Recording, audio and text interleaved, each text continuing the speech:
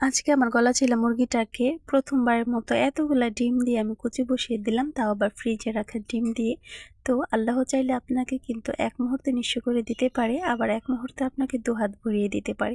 কিছুদিন আগে আপনাদের সাথে শেয়ার করেছিলাম যে আমার অনেকগুলো মুরগি আসলে মারা গেছে, শুধুমাত্র এই গলা ছিলা মুরগিটাই বেঁচে ছিল। আর এটাকে দিয়ে এখন আমি আবার নতুন করে শুরু করতেছি, সবাই দোয়া করবেন। আসলে সবই হচ্ছে আল্লাহর ইচ্ছা, আর আল্লাহর উপর কিন্তু ভরসা রাখতে হবে, আর তাকদীরের উপর আমাদেরকে ভরসা রাখতে হবে। যাই হোক, এক আপু কমেন্ট করেছিল যে ফ্রিজে রাখা ডিম দিয়ে কি কুচি বসানো যায় কি না, সেটাই আজকে আপনাদের সাথে শেয়ার করব। কিভাবে আপনারা ফ্রিজে রাখবেন ডিম, আর কিভাবে বা কুচি বসাবেন। মুরগি যখন ডিম পারে তখন কিন্তু সাথে সাথে আপনারা ফ্রিজে রাখতে যাবেন না, কারণ যখন মুরগি ডিম পারে তখন কিন্তু ডিমটা গরম থাকে। যখন ঠান্ডা হয়ে যাবে তারপরে কিন্তু ডিমটা ফ্রিজে রাখবেন, আর চেষ্টা করবেন ধুয়ে রাখার জন্য, তাহলে কিন্তু ডিমটা জীবাণুমুক্ত থাকবে।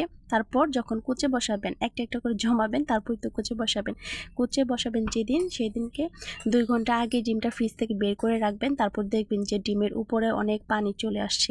সেই পানিটাই যে আমি যেভাবে মুছে নিলাম, একটা নরম একদম কাপড় দিয়ে, সুতি কাপড় দিয়ে আস্তে আস্তে করে হালকা হালকা করে মুছে নেবেন। তারপর পারলে আপনারা সাইন পেন দিয়ে দাগ দিয়ে নেবেন, আর যদি না থাকে তাহলে আমার মতো এরকম মাটির চুলা থেকে একটি কয়লা নিয়ে এরকম ভাবে দাগ দিয়ে নেবেন। দাগ দেওয়াটার কারণ হচ্ছে যদি মুরগি নতুন করে ডিম পারে তাহলে আমরা সেগুলাকে উঠিয়ে ফেলতে পারবো, আলাদা করে ফেলতে পারবো। আর আমি প্রথমে একটি মাটির পাত্র নিয়েছিলাম, পরে ডিমগুলা সেটার ভিতরে আর কি অনেকগুলা ডিম, তো তার জন্য আর কি জায়গা হচ্ছিল না। ভাবলাম যে মুরগি কিভাবে চালবে, পরবর্তীতে আমি সেটা আবার চেঞ্জ করে দিয়েছি পাত্রটা। আমি এখানে চুলার সাই নিয়েছি, আর চুলার সাইড মধ্যে বড় বড় কণা থাকে, ইট পাথর থাকে, সেগুলোকে আলাদা করে নিয়েছি। তো এই যে দেখতে পাচ্ছেন, সেই পাত্রটা থেকে সাইগুলো আবার এরকম ভাবে ঢেলে, তারপর এখানে আমি আবার কিছু খড়কটা নিয়ে হাত দিয়ে একটু মথে নরম করে, তারপর একটা পাখির বাসার মতো করে সেটার ভিতরে এক এক ডিমগুলো দিয়ে দিব। আর আমি এখানে 12টা ডিম নিয়েছিলাম আজকে, কিন্তু পরবর্তীতে দেখি যে খোয়ারের মধ্যে আরও 2টা ডিম আছে, তাহলে হয়ে গেল 14টা ডিম। এই 14টা ডিম দিয়ে আমি আজকে বসিয়েছি। আমি কখনো এতগুলো ডিম দিয়ে বসাইনি, সবসময় আমি 8টা বা 10টা এরকম ডিম দিয়ে মুরগি বসাতাম, কারণ বেশি ডিম দিলে আমার কাছে মনে হয় যে মুরগির কষ্ট হয়ে যায়, মুরগি কিভাবে চালবে, আমারই একটা কষ্ট ফিল হয়। কিন্তু আশেপাশে দেখি অনেকে 16টা 17টা 20টা করে ডিম দেয়, তার জন্য আমি সাহস করে এবার 14টা ডিম দিয়ে বসিয়ে দিলাম। সবাই দোয়া করবেন যাতে সব কয়টা বাচ্চাই ফুটে আসে। আল্লাহ তাআলা চাইলে ইনশাল্লাহ পরবর্তী ভিডিওতে দেখাবো যে এই মুরগি কয়টা বাচ্চা ফুটালো বা কয়টা বাচ্চা নিয়ে বের হলো।